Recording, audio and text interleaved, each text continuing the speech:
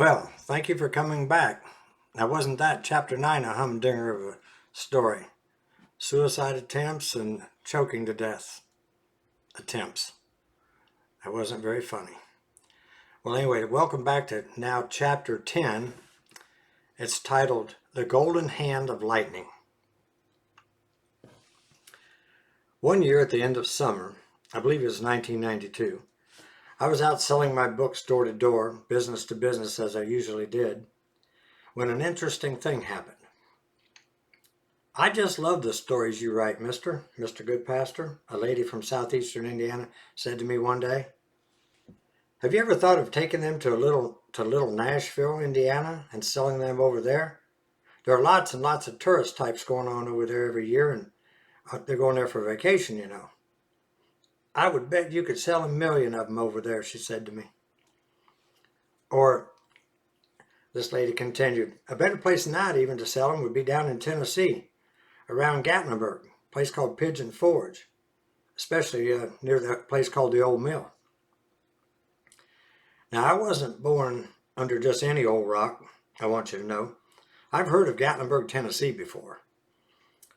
That was the place where, in Johnny Cash's song, A Boy Named Sue, where he caught up with his father and they fought it out tooth and nail in a bar because his pa went and named him Sue. Believe it or not, that hit song was written by the late, great author Shel Silverstein, who also authored Where the Sidewalk Ends, Lights in the Attic, and many, many more stories. But never in my life have I heard of this Pigeon Forge place she's telling me about. The next week, in another small town, only this time in southwestern Ohio, another lady was buying one or two of my books and says to me, "You should take these books of yours down to Pigeon Forge, Tennessee, Mr. Goodpaster. There's a place down there called the Old Mill that has many quaint little gift shops around it. I bet you could sell a ton of your books down there. I bet you could." Now that's funny, I thought. Two different ladies in two different states in 2 weeks both telling me the same exact thing. Quite a coincidence, isn't it? I thought to myself. I love coming up with fun and exciting things and creative ideas, and one good idea I thought of one day was to record my stories on audio tape. Maybe the people I was selling my books to would like to hear an audio tape of me telling them at the same time. You never know unless you try. I enlisted the help of my wife Pat, my son Stephen, and my niece Amber to play various roles of the different characters there are in each of my stories, with myself as the narrator. Another voice I enlisted was the unique special voice of the studio owner himself, Phil Kozlowski. Phil had a unique special voice. Man, it was something else. He was a kind and gentle man who had several voices to offer up for the project, and thankfully free of charge, because Phil liked to help people who obviously needed help. What a guy that guy was. A true blessing to our family. We recorded the tape at Eagle's Nest recording studio a few miles northwest of Aurora, Indiana, and everyone who heard it liked it. Everyone except me. I hated it. I knew I was never going to release it to the public. Everyone, and I mean everyone, did an exceptional job with their characterizations of my characters that day we recorded. Everyone but me, the creator of each of the characters. How weird. I thought I sounded just awful. I hated my performance from beginning to end, top to bottom. I was never going to produce something like that. That much I knew already. I completely wasted everyone's time and energy on the project, even though they all said they had a ball doing it. I should have gone with professionals in the first place, but I couldn't afford them. The owner of the studio, Mr. Kozlowski, Phil says to me, "You know, Don," he says, "I bet you could sell a lot of these tapes and books of yours down at a place where I go twice a year to call square dances." "Oh, and where would that be, Coz?" I asked him. "A place called English Mountain. It's down in Tennessee. And there's also another place down there too that might interest you if you're interested. It's called the Old Mill." Wait a minute, Cos. Don't say another thing. It's in Pigeon Forge, Tennessee, right? Right. So you've been there before, have you, huh? Never in my life have I been there, I answered. And you're not going to believe this, cause I can hardly believe it myself, but you're the third person in less than a month that's brought that same place up to me.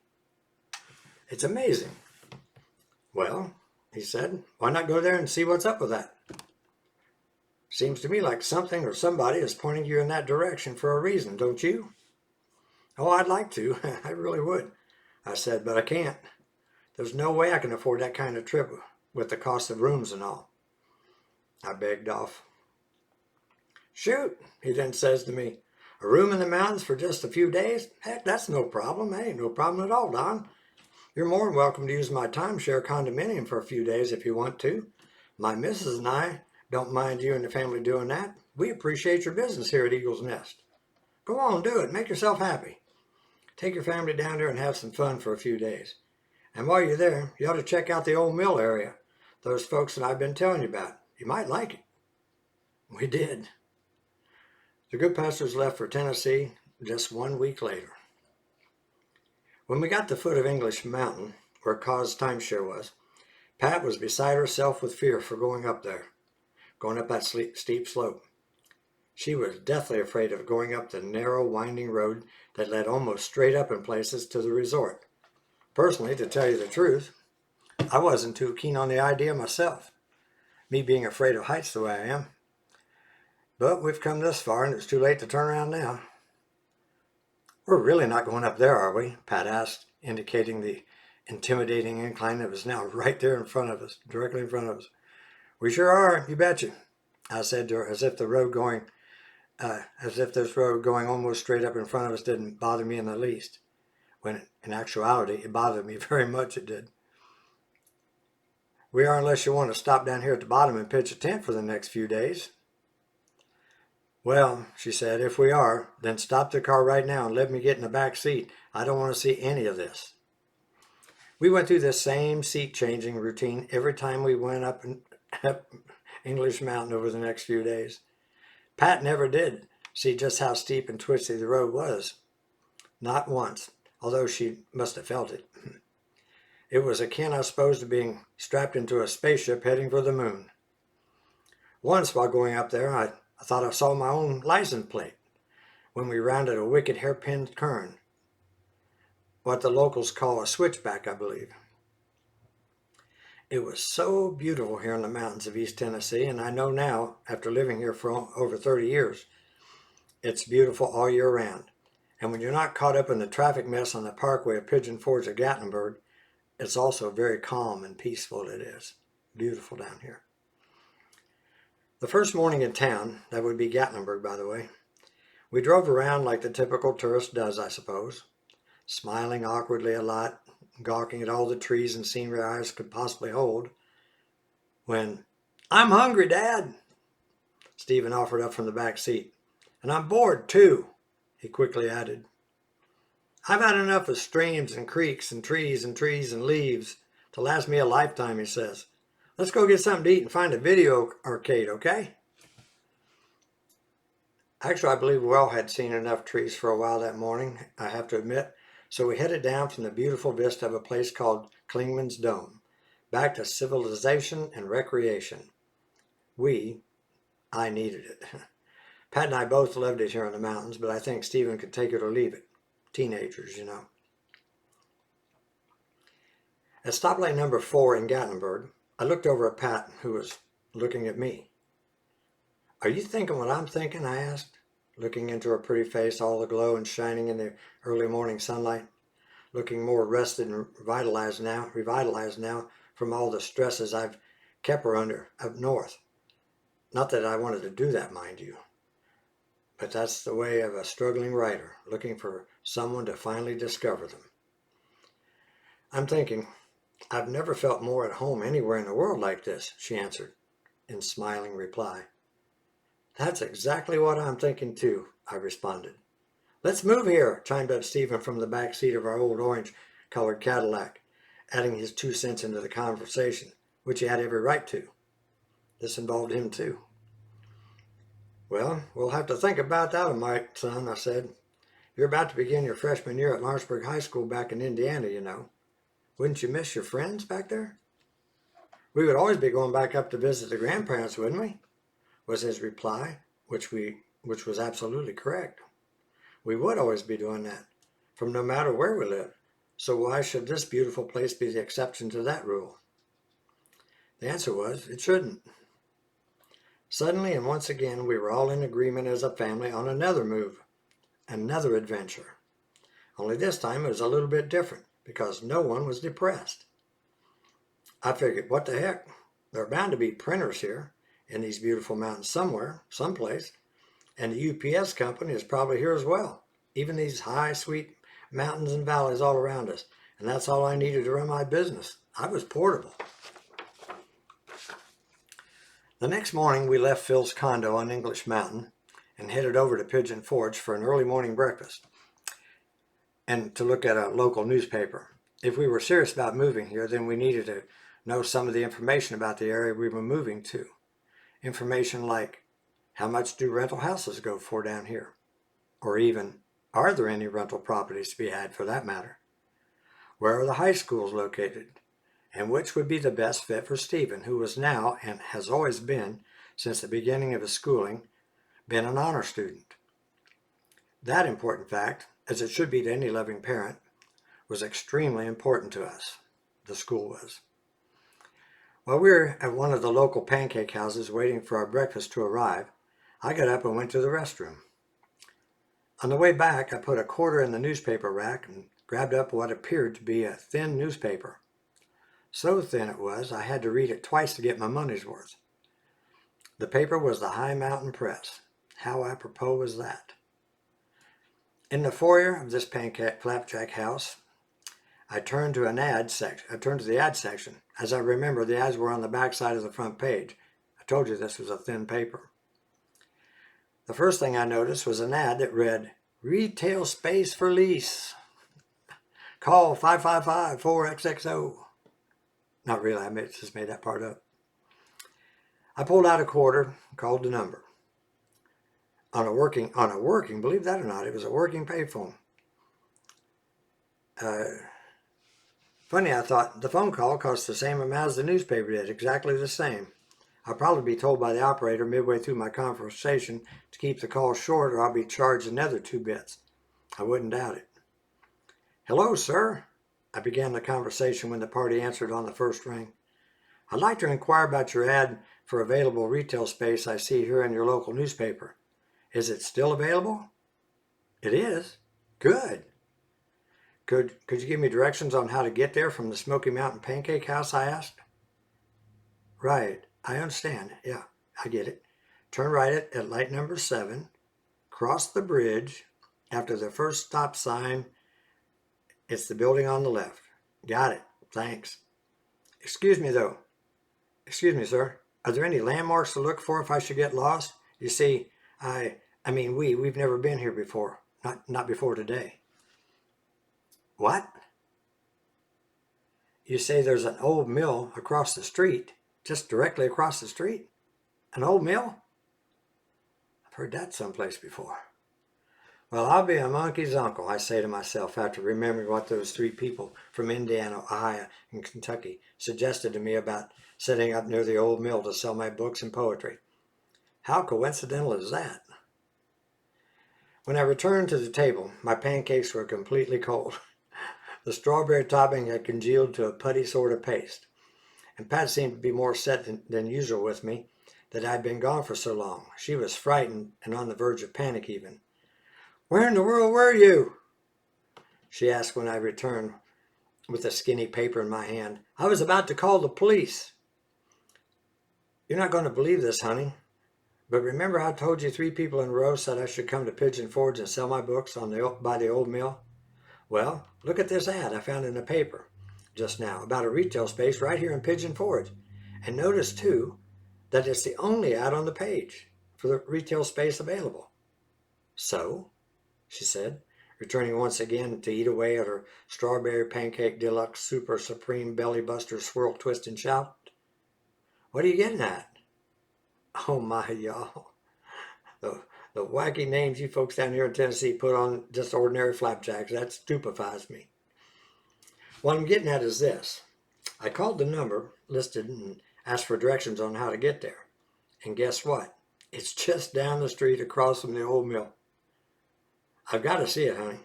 This is way too much to be a coincidence. I believe we're being led here by a higher power. I really do. That's what I think. Hurriedly, I pushed Pat and Stephen to finish the breakfast because I didn't want anyone to get to the retail space before me. I don't remember if I ate more than one bite or not, but it didn't matter because we had to go and go then. Imagine, we had just decided to move my one-man book and poem selling operation to Tennessee just yesterday afternoon. And now here I was wanting to have a brick and mortar store to sell them from, if possible. With God on your side, who can be against you? Anything is possible. Anything. Pat and I hadn't even discussed leasing a store in our conversations about moving here. And she was now even more worried that I was going to get us both in over our heads and into big trouble. But I brought her around to my way of thinking by insisting that all I wanted to do was just look at the place, nothing else. Just look at it, at least for a moment anyway. All I wanted to do was look. And wouldn't you know, I fell in love with this quaint little shop the moment I laid eyes on it. But I was more in love with the idea of having my very own store down here surrounded by these sweet, soft, inviting mountains. "I'll be glad to show it to you, mister," said the very well-dressed, pleasant man, who was obviously a salesman, much like me, only extremely more successful, obviously noted by his quality of dress and gentlemanly demeanor. "But I have to tell you up front that there are 15 people ahead of you on the list of prospective tenants," he added rather matter-of-factly and offhandedly, or so I thought. Well, if that's the case, I think to myself, if there are 15 people ahead of me on the list wanting to rent this place, then why in the world is he advertising it up for grabs? Why is it still available? He's just wasting everybody's time. And that includes mine, which is extremely at a premium right now, because in less than 2 days we're leaving for Indiana and back home. And just that quickly after he said that, I became disappointed and discouraged. But then I got a strange feeling deep down inside I can't even begin to describe to you right then, so I won't. We were already here, so I figured we'd waste a little bit more time and look inside and just to see what the place had to offer. Me, I'm thinking the whole time I'm looking around this wonderful little shop that God didn't set this whole thing up for nothing. He didn't. Of that I'm certain. I don't know how I know that, but I absolutely do. Everything was fitting together like a T. Everything except for this guy's long list of possible tenants ahead of me. "What product or products would you be offering here in this shop if you should be the one to get the lease on this property, mister?" Mr. Well-dressed guy asked me rather pointedly, I thought, especially since I seemed to be nowhere near the top of his list, according to him. "Children's books," I told him. "Books I've written myself. Also some cassette tapes of me telling those stories, but only if I can scrape up money to have some professionals read it and not me, which I don't dare to admit to him right here. And t-shirts too, lots of t-shirts with characters of my books printed on them, characters from my books printed on them, along with a variety of wooden cutouts of my characters that are made to hang on the wall and hold up the books so that they will stand out in the crowd," I proudly answered him. "Sounds like you're a pretty creative man to me," he says. Then he followed that up by saying, "Why don't you folks just let me mull this over today and we'll meet again tomorrow morning early at Trotter's Restaurant on the Strip, if that's all right with you, and I'll let you know what I've decided. But I must tell you up front, though, that this shop won't be available for at least another 6 months. The last tenant moved out unexpectedly, but he still has 6 months remaining on his lease, and he could move back in tomorrow if he wanted to. But after that, I'm not going to renew his lease. It makes the rest of the properties around him on both sides look bad when someone leaves in mid-season." What's this I'm hearing? Could number 16, the Goodpasters? Could we be on Mr. Well-Dressed Guy's list? His vague list of prospective tenants? And already moving up the ladder here some? Could we be? It doth so appear that way, doesn't it? At least it doth to me anyway. But Donnie, Pat protests as we slowly drive away down the parkway, we don't even know if we can sell our house back in Indiana in 6 months or not. And where exactly do you think we'll live when we get here, Mr. Big Shot? She went on. You never said anything about us having a store down here in Tennessee. And we don't even know how to run a store, even if we had one. We've never done anything like this before. She worried out loud. Yeah, I know that, I replied. But neither did the first person who ever started a store. Neither did he, did he? He just started it. Listen, honey, we've got to move on and grow up some. We've got to take this bull by the horns sooner or later, don't we? Life wasn't given to us to just let it march by and around us and do nothing with. What have we got to lose by giving this a try? We've been broke before, haven't we? And haven't we always gotten out of our own messes, somehow? Personally, I think this is a blessing in disguise we're looking at here. Look at how everything seems to be falling into place, one after the other. Anyway, you heard the man. We're number 16 on his list. There's no way, not in a million years, he'll lease the shop to us. The next morning at breakfast at Trotter's restaurant, we signed a year's lease. It would begin in 6 months. Mr. Well-Dressed Guy did say, though, that we could have the keys right away to clean and paint the place up any way we liked it, which was a very nice thing for him to do. Now, though, the problem is we've got no place to live down here in this beautiful part of the state, this gorgeous East Tennessee. But we do got us a store. A new adventure for the Goodpaster family is just a few months away now, and we're excited as anything. Pat, though, is watching every move I make now like a hawk, but she's still my Pat. She's going along with the Don Goodpaster's totally out of sync flow of things, even the seemingly impossible things. We headed back to Indiana to formulate our next plan of action, which of course would have to be the selling of our house on Elm Street. We all loved that comfortable 3-story home, even though the living room floor has been uneven ever since the great flood of 1937 when it was built.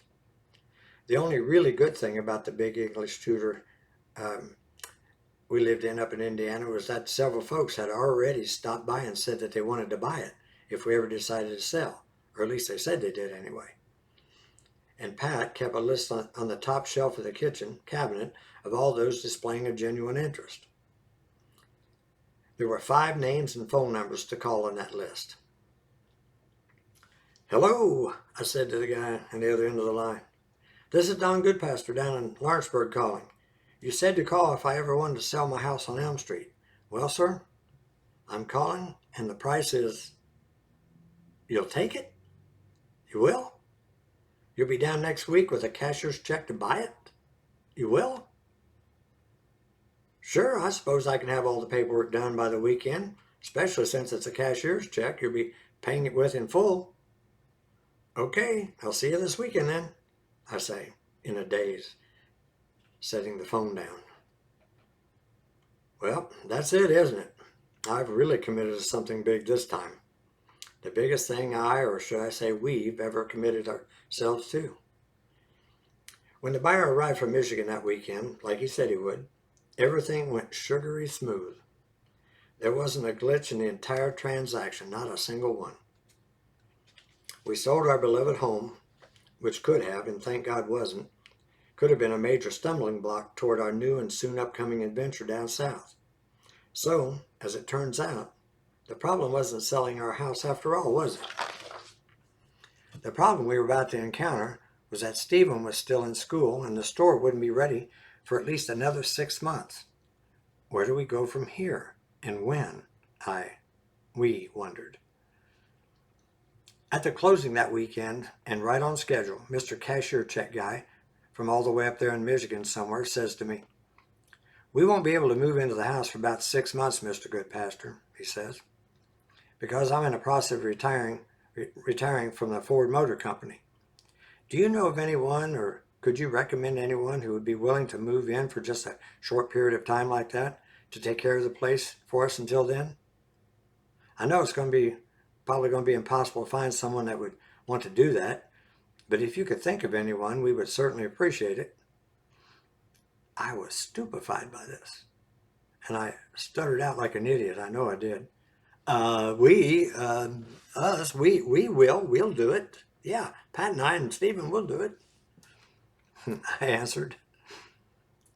It just so happens, I began to explain to these Michiganders that our shop down in Tennessee isn't going to be available to us either until just about that same time. We'd love to do it for us. Stay here 6 more months. That'll help us out as well. Then it's settled, he said.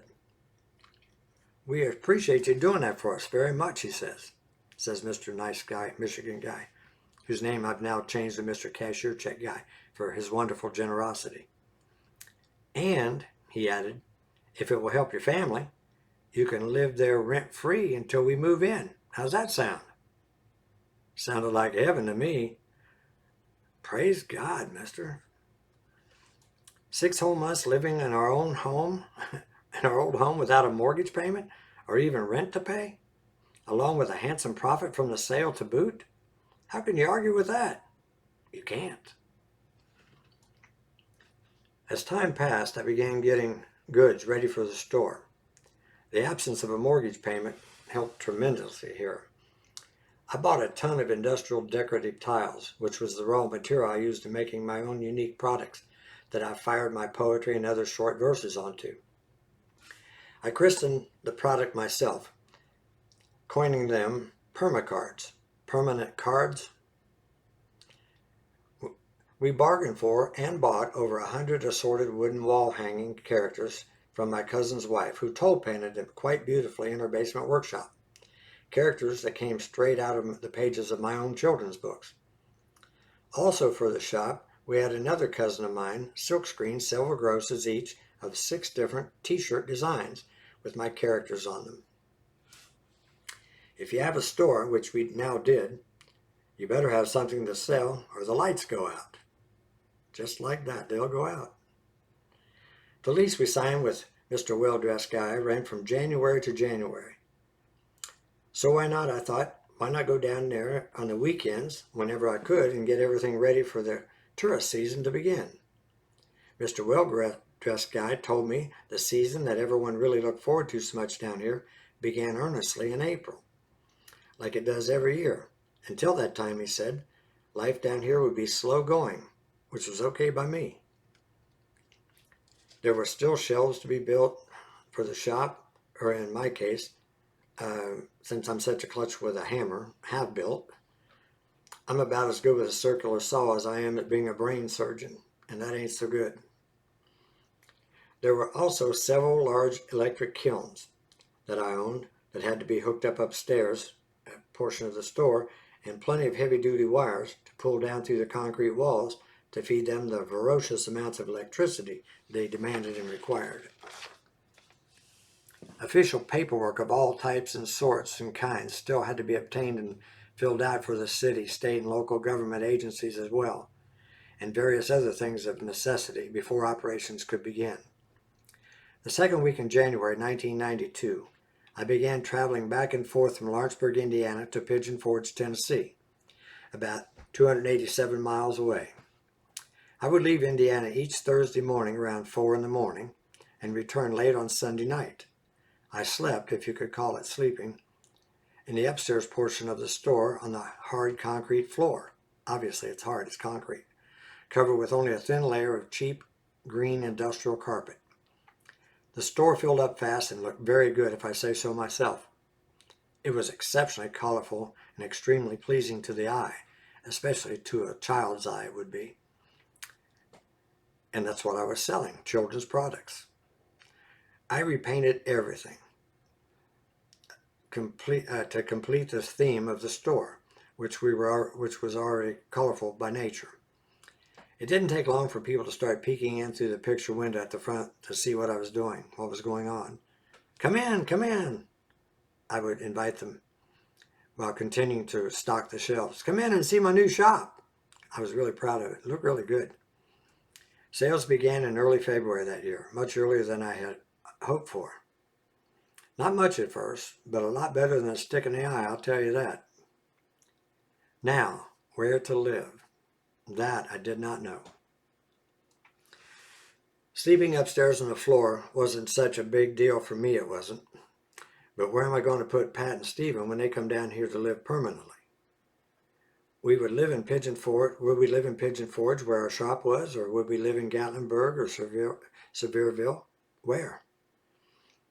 I was out one evening having dinner by myself as usual, as I did these past few months, when I struck up a conversation with a man facing me from the next booth over.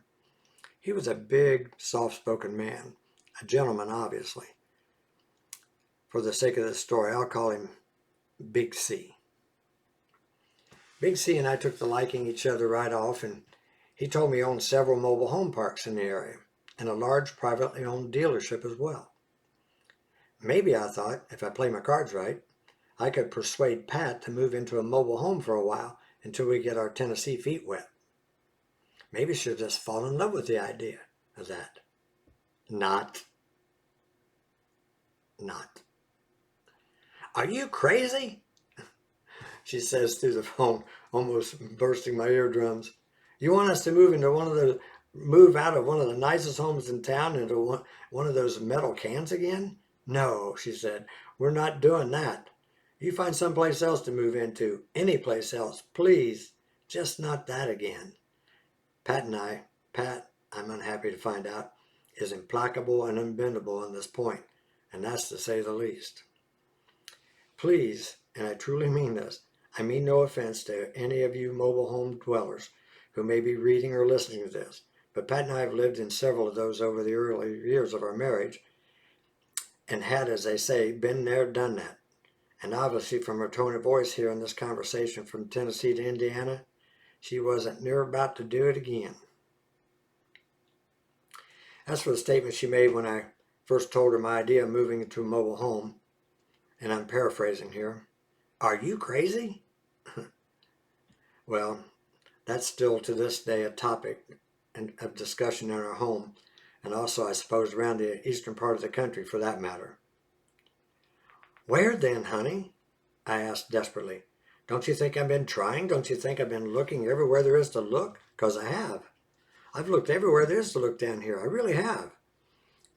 Every place available is either a run-down old shack on the side of a mountain that rents for entirely way too much, or there's small mansions we can't even come close to affording. There's nothing in between, I'm telling you. I kept trying hard to find a place during those long, cold winter months after I closed my shop each day. Then one day, Big C had an idea he wanted to run by us. I'm thinking about getting into something new and exciting in my business, Don, he said over the phone one day. It's something called modulars. Modular homes that are totally prefabricated, ready built in factories over in the Carolinas and delivered directly to the home site. These are then put onto the foundation in just 2 or 3 days tops. Why don't you let me show you and your wife one of these beautiful floor plans I've just received from the company that makes them? I'm telling you, son, they're gorgeous. You'll love them. Both of you will. I had no choice. I had no other choice but to look. Now did I? Moving day was looming closer and closer with every tick of the clock, every beat of my heart, every second by second. Immediately I called Pat and she drove down from Indiana and we looked over the plans together. Thankfully, we were very much impressed by what we saw, and thankfully too, Big C even had a piece of land he personally owned picked out to show us, and we liked that very much too as well. The land he owned, between 2 beautiful tree-covered bowl-shaped mountains, aimed straight into the beautiful Smoky Mountains with no interference from any other house around, and it was in very close proximity to a highly respected high school for Stephen, Sevier County High School, Dolly Parton's alma mater no less. Time for the new season was almost on us now, merely a few days away, and because of this new modular thing Big C's getting us into here, We just made it under the wire, didn't we? Thank you, God. At last we found a place to live, and not the least bit too soon. For it's now the last of March, and Mr. Cashier Guy from Michigan wants to move into his home, and who could blame him for that? Certainly not us. The 6 months he and his wife had kindly allowed us to live up there for free was just about up. What? What'd you just say, Big C? What does restricted zone mean? I've got to have a house. I've got to have one now. Once again, not. No house in Tennessee. No peaceful mountain view in Tennessee either. No house in Indiana. Help! Now what am I going to do? I only have 6 days to vacate the house in Indiana. Big C, I thought, was still my only hope, or at least that's what I thought at the time, even though he had just let me down with that modular fiasco. I had no one else to turn to. Or did I? We'll see. Each day, Big C and I looked in the local newspaper for rental property to look at, but there just wasn't any to be had. One afternoon at my shop, he called me about a mobile home that he had found. Somehow I must have missed that one, but I don't know how. I looked every day because that's how all my days always started, looking for a place for us to live. All the mobile homes he, Big C, owned, 3 large trailer parks, full to be exact, full, were already rented out and had long waiting lists of potential clients to fill them. Let me take you out to see this place, Don, Big C kindly volunteered. I know the area around here real well, and it's not bad at all. I don't know exactly where this place is, but I can help you find it much faster than you probably can. And time is an important factor now, isn't it? Important factor, he says. For crying out loud, Big C. Timing is everything. It's more than just critical. I have to move out of my former house in Indiana tomorrow morning. Now, what we both didn't know, but we're about to soon find out, was that I had already been out to see this scum dump, hanging like a yellow mass of covered rotting grapefruit on the side of a mountain earlier that morning, at the crack of dawn. I got entirely all the information I needed or wanted to about the place he was now taking me to by just driving up the almost vertical, rutted, washed-out path which somebody, probably the landlord, considered a driveway. The only thing I didn't get driving up there was just how much this dump rented for, which I had now tasked the nasty-looking, dirty-haired owner standing there in front of me, scratching myself violently in a location I don't dare to mention here. You want what? $300 a month for this place, I said to him. But to myself I said, you want that much for a broken down 2-bedroom piece of rusting, rotting, moss-covered, dilapidated chunk of misshapen tin? You can't be serious. But he was. Quite a bargain it might have been for some maybe at that price, since houses are so scarce around here, but not for me and my family it wasn't. This place was an awful mess. It should have been, and more likely was, condemned by the health department, if they even have one of those in this part of Tennessee. After he told me what he wanted, I had all the information I needed or could stomach from the guy, and left as quickly as I could, carefully maneuvering through the axle-deep ruts on the hillside back down to the asphalt county road. Some people have all the nerve in the world. This guy sure did anyway. As Big C and I drive out to the address we got from the paper that morning, he looked over at me and said, "You know, Don," he said, "you may have to take this place, you know. At least for the time being anyway. There just isn't anything else available right now that the tourist season is starting to pick up." "Oh, look," he then says as encouragingly as he can, "I think we're about there." I say, I just pray it's a halfway decent place, Big C, or Pat's is going to kill me if it's not. As we drive further down the road looking for the address from the paper, I wasn't even looking where we were going. But then, everything inside of me started to freeze up solid. Something we just passed looked strangely familiar. Maybe it was that old cantilever barn we just passed, or maybe... Oh no! I gasped for air. No, Big C. Don't tell me not here. Not here, not that place. What? He looked at me and asked. This is a dump I told you about, the crummy place I came to see this morning. Oh, I'm sorry, Don. What are you going to do? I guess rent the dump, was all I could muster in reply. I almost cried like a little baby right there in his car.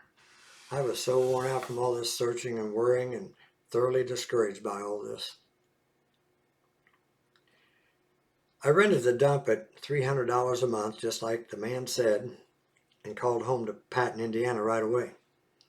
Bring this stuff down, honey. I'll meet you and Stephen at the store and we'll go out in our new home from there. I had to put a smile in my voice. Several great kids from Stephen's school helped Pat and Stephen load up our belongings, and thank God they got here safely. Now it was time for me to face the music. I had to lead them through the vast wilderness of East Tennessee to our new home on the side of a bushy mountain, to the dump. Dad, Stephen called out, warning me as I carried a huge box inside from the truck. Watch out for that hole in the middle of the living room, he said. Somebody just pulled a rug over top of it to hide it. I can't even begin to describe for you how disappointed Pat and Stephen were with me and my selection of a home. But then again, neither of them had any idea whatsoever what I went through just to get this rotten, stinking slum hole.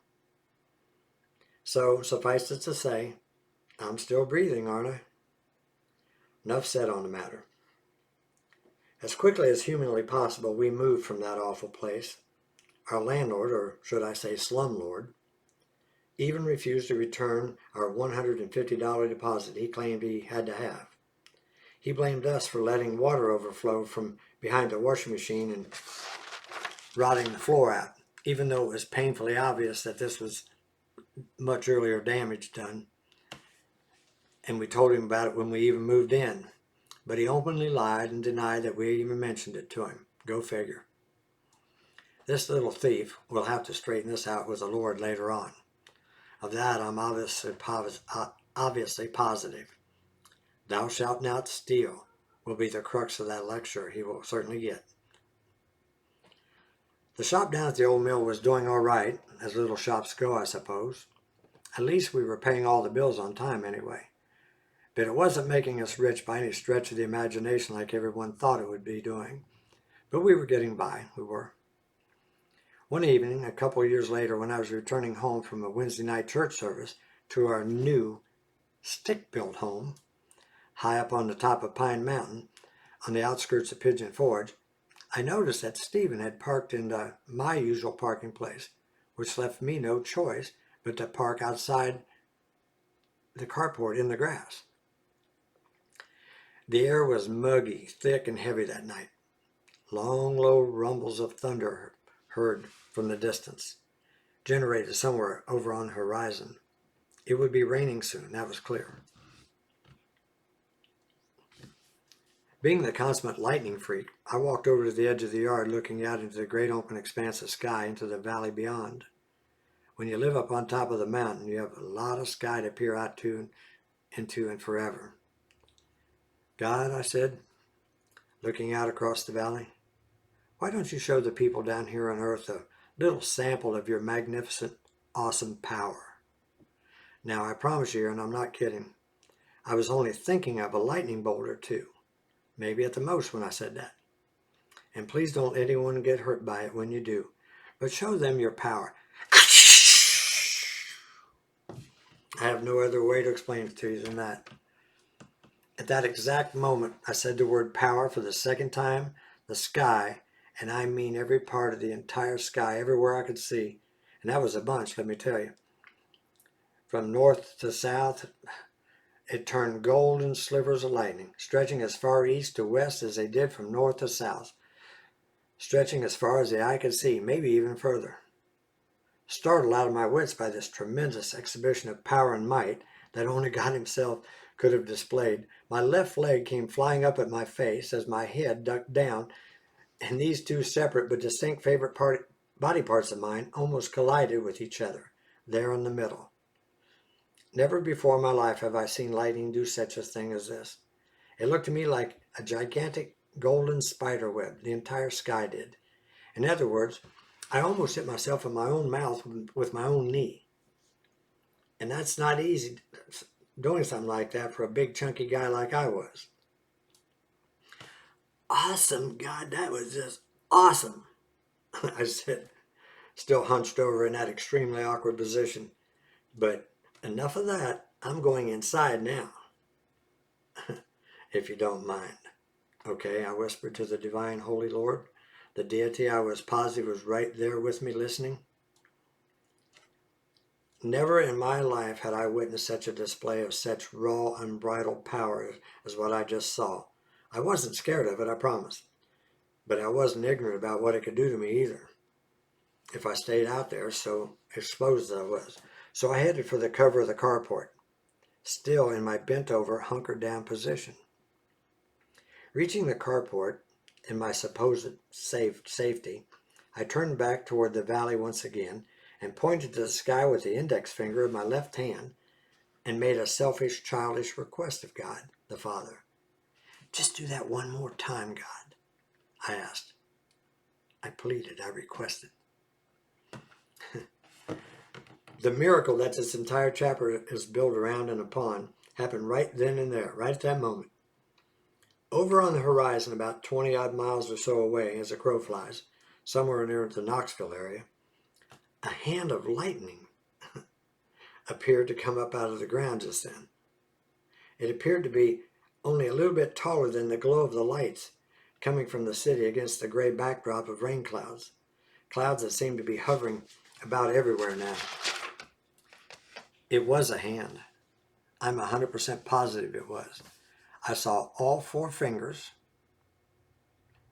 reaching toward the sky and what appeared to be a slightly shorter thumb on the left side, which would make it a right hand. It was even attached to a wrist, and all extending upwards from the earth, and all made of lightning, of course. I'm not saying it was flesh, it's just lightning. The hand appeared to be half to 3/4 of a second. It appeared there for half to 3/4 of a second at the most. Then it dissipated into nothingness as lightning does. But it was there long enough for me to see there was a hand. Amazed at what I saw and smiling broadly from ear to ear, I walked into the house where Pat greeted me with a smile of her own, followed by a statement. "Why are you smiling so brightly like that for?" she asked.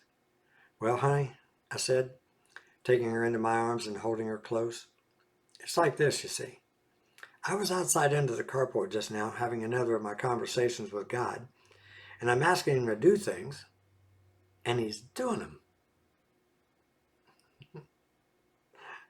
I went to bed a very happy man that night, and you would too if you saw what I did.